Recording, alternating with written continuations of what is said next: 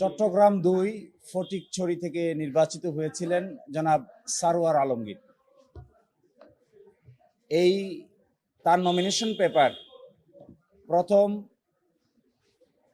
Returning officer বৈধ করেছিলেন। তার বিরুদ্ধে আপিল হয়েছিল, আপিলে তার নমিনেশন পেপার অবৈধ হয়ে যায়।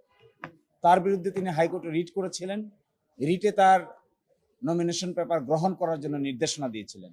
তার বিরুদ্ধে আপিল বিভাগে গিয়েছিল, আপিল বিভাগ তাকে নির্বাচনে অংশগ্রহণ করার পারমিশন দিয়েছিলেন।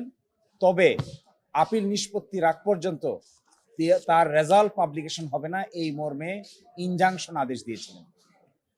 আপিল বিভাগের এই শুনানির সময় দেখা গেল যে হাইকোর্ট ডিভিশনের রুলটা এখনো নিষ্পত্তির জন্য অপেক্ষমান।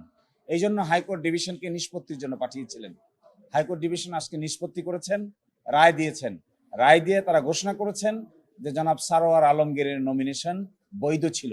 অর্থাৎ যেদিন তিনি নমিনেশন দায়ের করেছেন সেই দিনে তিনি ঋণ খেলাপি ছিলেন না।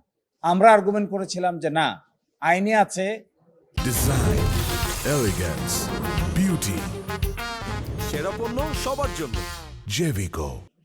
গণপ্রতিনিধিত্ব অধ্যাদেশের সেকশন 12 LM, সেখানে আছে যেদিন নমিনেশন পেপার দায়ের করা হবে সেই দিন তিনি ঋণ খেলাপি কিনা এইটা দেখার বিবেচ্য বিষয়।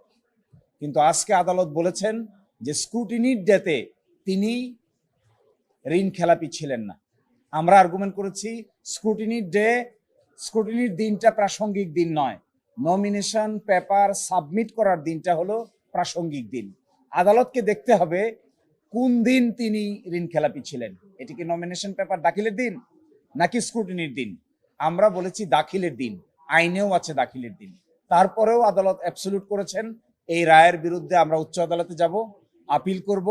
আপিল করে পূর্ণাঙ্গ শুনানির আগ পর্যন্ত হাইকোর্ট ডিভিশনের আদেশের কার্যকারিতা থাকবে না বর্মে আমরা মনে করি।